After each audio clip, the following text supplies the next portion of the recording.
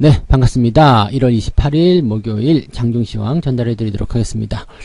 지수가 아침부터 폭락해가지고요. 폭락하긴 좀 그렇고, 급락? 네, 조금 많이 내렸죠? 그래서 이제 좀 걱정스럽게 생각하시는 분들 많이 계셨을 것 같은데, 뭐, 미국 시장에 어떤 영향을 받았다라고 밖에 볼 수 없겠죠? 그리고 이제 아침 시황에도 설명을 드렸지만, 여러 가지 동향들. 근데, 뭐, 이제 큰 물줄기가 되는 어떤 그 재료, 그 부분은 딱히 변한 건 없습니다. 그냥 그 사이에서 나오는 어떤 가지치기 같은 부분이겠죠. 그래서 여러 가지 이제 내용들이 조금씩 바뀌는 그런 형태의 모습이었다라고만 생각하시면 될 것 같고요. 지수가 아침에는 2% 넘게 하락을 했지만은 지금 1%대로 그래도 많이 좀 회복해준 모습입니다. 생각보다 빠르죠. 네, 오전 짧은 시간에 이렇게 빠르게 회복을 해주는 모습이고요. 수급 동향은 아직입니다. 수급이 지금 돌아와 줘야지 지수가 의미 있는 반등을 좀 해줄 텐데, 아직은 그렇게 돌아서지 못하고 있습니다. 그러니까 뭐 연기금이라든지 외국인이라든지 뭐가 하나라도 이제 매수가 좀 들어가서 지지해주는 그런 형태의 모습을 좀 만들어줘야 되는데 그 부분이 만들어지지 않고 있다는 얘기죠. 그러니까 사실 조정이 이렇게 급락하고 나서 바로 반등이 나가면서 끝났다라고 생각하실지도 모르지만 저점을 잡지 않은 상태에서 조정이 끝나는 것은 없습니다. 그래서 저점을 잡으려면 일단은 수급적인 측면이라든지 또 추세적인 측면에서 주가가 더 이상 밀리지 않는다라는 어떤 그런 판단들이 들어야 됩니다. 근데 아직은 그런 게 없죠. 그래서 지금까지는 뭐 변동성에 대한 어떤 기술적 반등 나올 수도 있었겠습니다만 제대로 된 지지를 받으려면 이제 수급적인 측면이 들어와줘야 된다는 거 생각하시면 되겠고요. 대신에 이것만 생각하시면 돼요. 단기적으로 급락을 보였다. 그렇다면 여기서 매도하시면 안 됩니다. 아침에도 제가 뭐 유료연님들에게는 문자를 많이 보내드렸지만은 급락 시점에서 매도를 하게 되시면은 거의 대부분이 그냥 팔고 나서 올라가는 것을 경험하게 되시거든요. 급락이 나타났을 때는 매도가 아닙니다. 설설설설 기어서 내려갈 때는 뭐 조금씩 비중을 축소하거나 매도 의견을 보실 수 있겠습니다만 이게 팍 내려갔을 때는요. 여기에 대해서 무조건적인 어떤 기술적 반등이 나타나게 됩니다. 특히 악재가요, 뭐 이렇게 지수를 끌어내릴 만한 악재가 아니거든요. 그냥 너무 많이 올랐다라든지 아니면 뭐 여러 가지 부분들에 대해서 그냥 원래 우리가 알고 있었던 내용 변한 게 없잖아요. 그러니까 이런 상태에서는 사실 지수의 어떤 하락, 조정 이런 부분들을 겁내실 필요는 없습니다. 차트 보면서 설명을 이어가도록 할게요. 종합주가지수 한번 보세요. 아래쪽으로 쭉 빠졌다가 이제 꼬리를 달고 올라오는 모습인데요.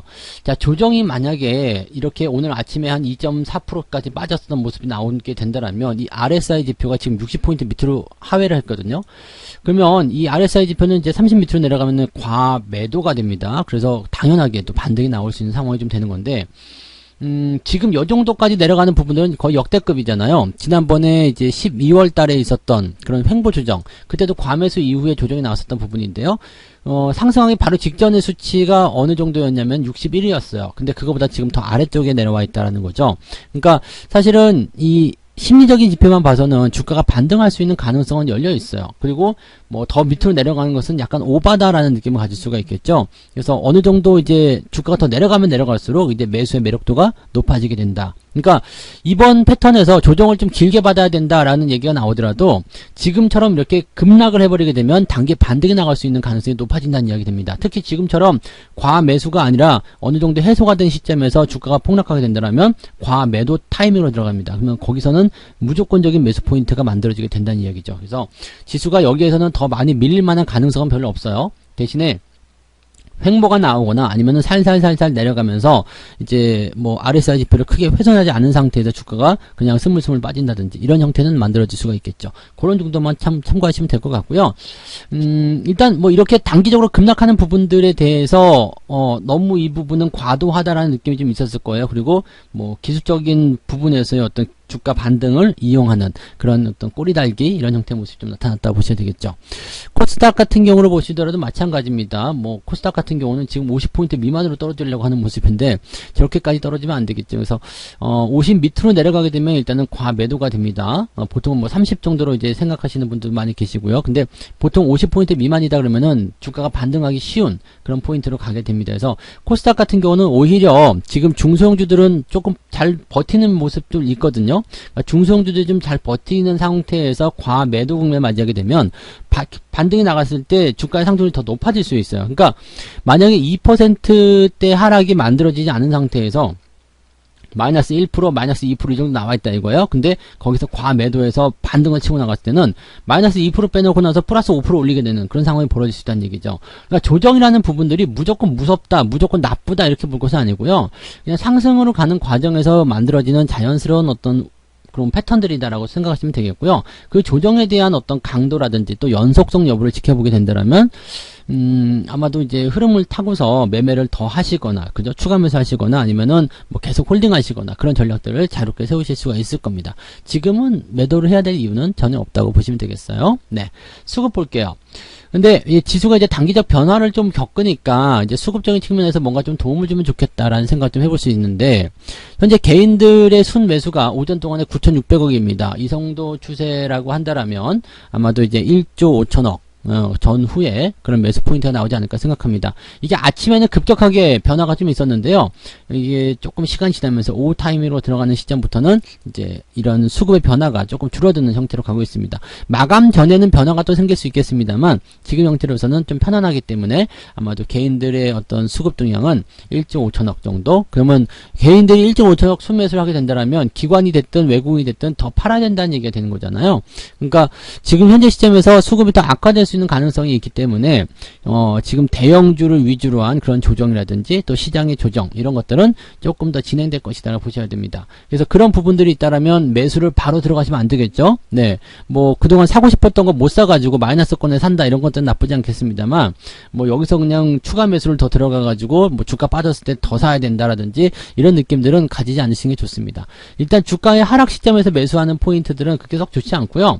하락 이후에 지지선 확인해 주고 테스트한 이후에 반등 나갈 때 매수하시는 것이 가장 좋은 전략이라는 것만 아시면 되겠습니다. 수급은 지금 굉장히 눈치를 보고 있어요. 더 빼면 안 될 텐데 이런 생각 나올 수 있거든요.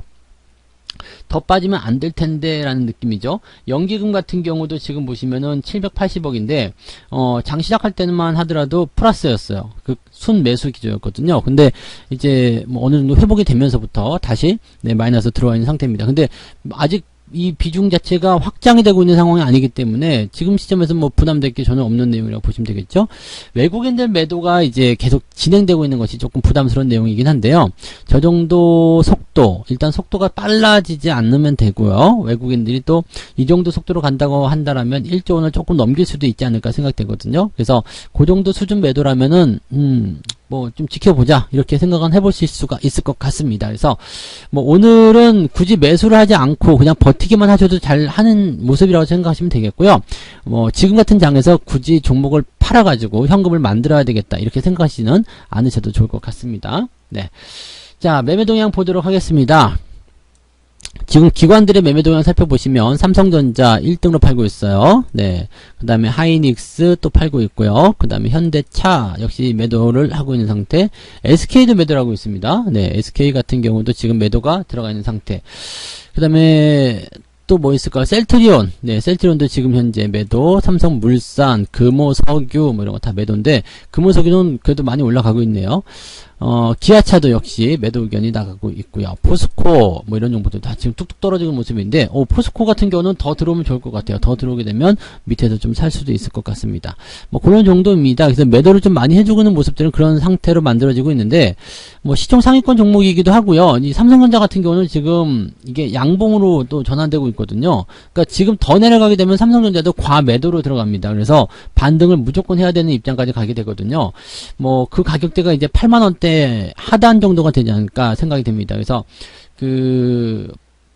뭐라 할까요? 7만원대 후반? 8만원을 전후로 한 가격대 그 정도만 형성이 되더라도 추세를 돌리는 거 확인되면 바로 매수하셔도 되지 않을까 이런 생각이 드니까요. 일단 조정을 즐기세요. 조정이 나오는 거 지켜보시고 그 다음에 나에게 유리한 매수 가격대가 오게 되면 그럴 때 매수를 들어가시면 괜찮을 것 같습니다. 자, 순매수는 빅히트가 있고요. SK텔레콤 그리고 DLENC DLENC는 오늘 조금 올라왔네요. 그래도 네, 최근에 계속 안 좋은 모습 보였었는데 그런 형태. 삼성 SDI는 여전히 매수를 하고 있습니다. 뭐 주가가 빠지는 부분들도 꽤 위협적이거나 많지 않기 때문에 이런 것들 다 괜찮은 부분들이죠. 외국인들 볼게요. 외국인들 같은 경우 어떻게 됐을까요? 셀트리온 순매수하고 있고요. 그 다음에 은행주 순매수, 그 다음에 게임주들 뭐 어제부터 계속 움직임이 좋아서 이쪽으로도 나가는 모습도 있는 것 같아요. 넷마블 같은 경우. 네.